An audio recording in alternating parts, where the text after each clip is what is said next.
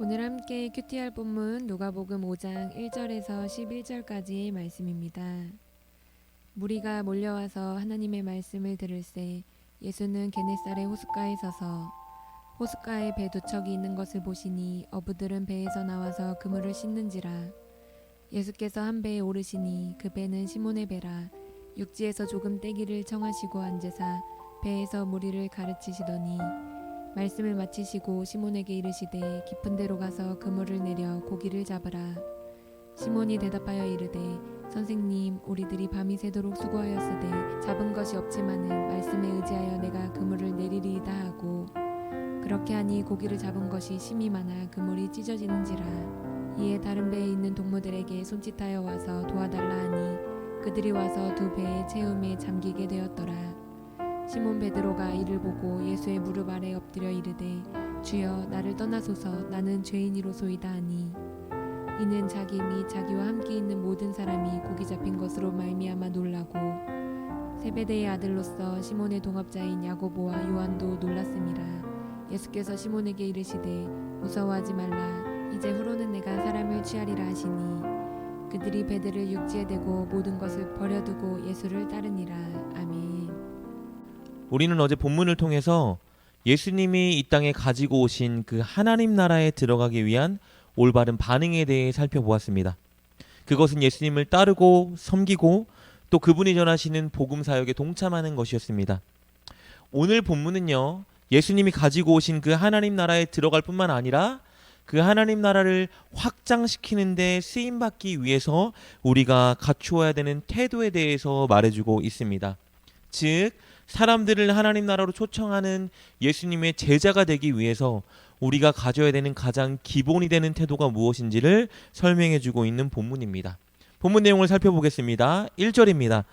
무리가 몰려와서 하나님의 말씀을 들을새 예수는 게네사렛 호숫가에 서서. 예수님께서 예언하신 대로 가난한 자들에게 복음을 전하는 일을 계속하고 계셨어요. 그런데 예수님의 말씀에서 그 뿜어져 나오는 감동, 은혜 때문에 사람들이 수도 없이 몰려오기 시작했습니다. 1절 말씀에 기록된 무리가 몰려와서라는 말을 원어로 살펴보면요, 무리가 예수님을 밀어대면서 라는 표현이에요. 그러니까 너무 많은 사람들이 몰려와서 예수님을 밀어대는 상황까지 이르게 된 것입니다. 그러자 예수님은 몰려드는 군중들에게 말씀을 전하기 위해서 한 가지 방식을 선택하시는데요. 3절 말씀입니다. 예수께서 한 배에 오르시니 그 배는 시몬의 배라. 육지에서 조금 떼기를 청하시고 앉으사 배에서 무리를 가르치시더니. 예수님은 마침 어업을 마치고 호숫가에 정박해 놓은 배를 발견하셨어요. 바로 시몬 베드로의 배였는데요. 거기에 올라타시고 베드로에게 부탁하십니다. 이 배를 호숫가에서 조금 떨어지도록 해주시오. 그렇게 몰려든 사람들은 육지 위에 있고 예수님은 배 위에 타서 육지에서 조금 거리를 뗀 상태의 간격을 만드신 거예요. 그리고 그 배를 설교단으로 삼아서 육지에 있는 사람들에게 다시 말씀을 가르치기 시작하신 겁니다. 이렇게 육지에 있는 사람들에게 배 위에서 조금 떨어져 말씀 사역을 마치신 후에 이제 예수님의 시선은 시몬 베드로를 향합니다. 배 주인 베드로에게 이렇게 말씀하세요. 4절입니다. 말씀을 마치시고 시몬에게 이르시되 깊은 데로 가서 그물을 내려 고기를 잡으라. 깊은 곳으로 배를 돌려라. 그리고 그물을 던져 고기를 잡아라. 명령하셨어요. 근데 여러분, 이 명령은요, 베드로에게 정말 터무니없어 보이는 요구였습니다. 그 이유를 여러 가지 들 수 있는데요.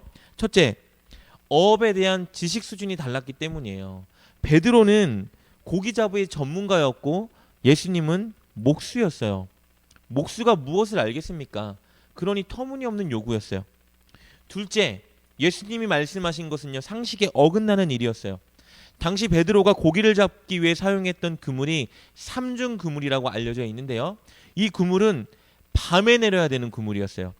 낮에 던지면 고기들이 이 그물을 그림자를 보고 다 도망치기 때문입니다. 그런데 예수님이 뭐라고 말씀하시는 거예요? 대낮에 그물을 던지라고 말씀하고 계시는 겁니다. 셋째, 베드로의 상태예요. 베드로는 몹시 지쳐 있었습니다. 밤새 고기를 잡기 위해 애썼으나 한 마리도 잡지 못했어요. 게다가 그물을 깨끗하게 이미 손질해 놓은 상태였습니다.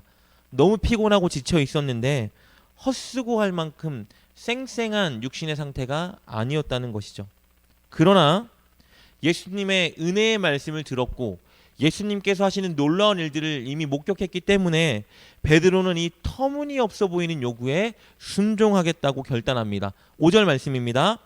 시몬이 대답하여 이르되 선생님 우리들이 밤이 새도록 수고하였을 때 잡은 것이 없지만은 말씀에 의지하여 내가 그물을 내리리이다 하고, 그리고 말씀에 의지하여 그물을 내렸더니 우리가 잘 아는 것처럼 기적이 발생했습니다. 6절의 기록처럼 잡힌 물고기의 양이 너무 많아서 그물이 찢어졌고 배에 실차 무게가 감당이 안 돼서 배가 가라앉았다라고 기록되어 있습니다. 그리고 이때 베드로는 이 경험을 통해 한 가지를 깨닫습니다. 이분이 메시아구나. 물론 예수님에 대한 온전한 지식을 갖게 된 것은 아직 아니에요. 그러나 그는 예수님이 어떤 분인지 대략 깨달았습니다. 그리고 이렇게 반응합니다. 8절 말씀입니다. 시몬 베드로가 이를 보고 예수의 무릎 아래 엎드려 이르되 주여 나를 떠나소서 나는 죄인이로소이다 하니, 자신이 예수님 앞에 얼마나 무가치한 존재인지 얼마나 죄인인지 깨달았습니다. 다시 말하면 긍휼이 아니면, 예수님의 은혜가 아니면 예수님 앞에 결코 설 수 없는 존재가 자신이라는 것을 깨달은 거예요.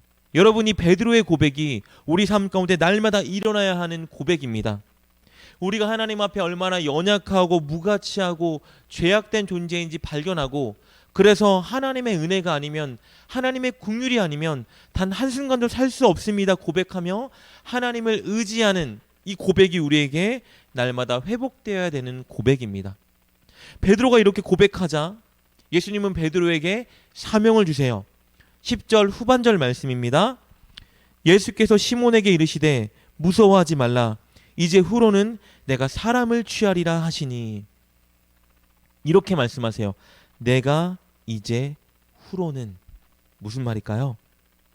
과거의 삶, 세상의 가치관과는 이제 단절된 존재가 너다라는 말이에요. 새로운 존재로 살라는 말입니다. 즉 예수님이 가지고 오신 그 하나님의 나라라는 새로운 나라의 일원으로 살아가라는 거예요. 하나님 나라의 가치관으로 하나님 말씀대로 살아가는 존재가 되어라 라고 말씀하시는 겁니다. 그리고 많은 사람들을 하나님 나라로 초청하는 사명을 붙들고 살아라 라고 말씀하시는 거예요. 그러자 베드로가 이렇게 반응합니다. 11절 말씀입니다. 그들이 베드로를 육지에 대고 모든 것을 버려두고 예수를 따르니라. 여러분, 우리는 흔히 깊은 곳에 그물을 던졌다라는 말씀을 보면서 수많은 물고기를 잡았다라는 것에 집중하곤 합니다. 그래서 우리도 이렇게 간구하죠. 믿음으로 나아가니 사업이 더 잘되게 하시고 더 번창하게 하시고 더 벌게 하시고 내가 기도하는 것들 믿음으로 많이 받게 하여 주시옵소서. 근데 여러분, 이 본문의 포인트는요, 많이 얻은 것이 아니에요. 이 본문의 강조점은요, 그것들을 다 버려두고 예수님을 따랐다라는 것이에요. 여러분, 오늘 본문은 우리에게 두 가지를 가르쳐주고 있습니다. 첫째, 이 땅에 임한 하나님의 나라를 사는 방법은요, 하나님의 긍휼과 은혜가 아니면 안 된다라는 걸 고백하는 자세와 태도예요. 하나님, 저는 하나님의 은혜와 자비와 긍휼이 아니면 안 됩니다라는 걸 알고 늘 하나님의 은혜를 간구하고 의지하고 또 늘 하나님의 은혜를 고백하는 삶을 살아가는 것입니다. 그리고 둘째, 이 땅에 임한 하나님의 나라를 전하기 위해서 우리는 무엇보다 하나님을, 예수님을 우선순위에 두고 다른 무엇보다 예수님을 따르고 추구하는 삶을 살아야 한다라는 것입니다. 여러분, 저와 여러분이 꼭 이렇게 살았으면 좋겠습니다. 하나님의 은혜와 긍휼을 의지하고 그것을 날마다 고백하는 삶, 그리고 무엇보다 다른 유익보다 예수님을 우선순위에 두고 예수님 말씀대로 또 예수님 말씀을 전하는 삶을 살아가기 위해 노력하는 여러분 될 수 있기를 주님의 이름으로 축복합니다. 기도하겠습니다. 하나님, 우리를 죄와 사망에서 해방시켜 주시고 하나님의 나라로 초청해 주시니 감사합니다. 우리가 늘 하나님의 긍휼과 은혜를 의지하며 고백하게 하여 주옵소서.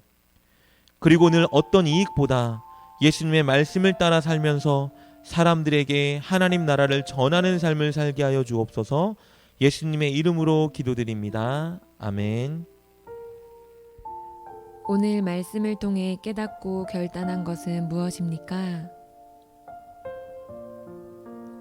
그것을 붙들고 하나님께 기도합시다. 그리고 그렇게 실천하며 하루를 살아가는 여러분 되시길 주님의 이름으로 축복합니다.